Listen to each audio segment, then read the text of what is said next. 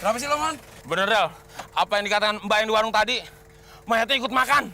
Ngaco aja lo. Kalau nggak percaya, lu lihatnya sendiri tuh di bibirnya.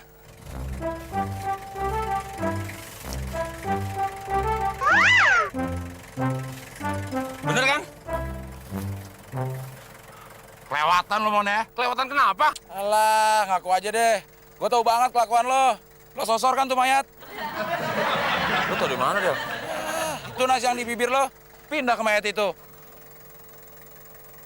Sorry, Del. Gue udah nggak tahan sih. Habis, tuh mayat godain gue mulu. Mon. Jangankan mayat kece kayak gini. Mayat nenek-nenek aja males, Mon, godain lo.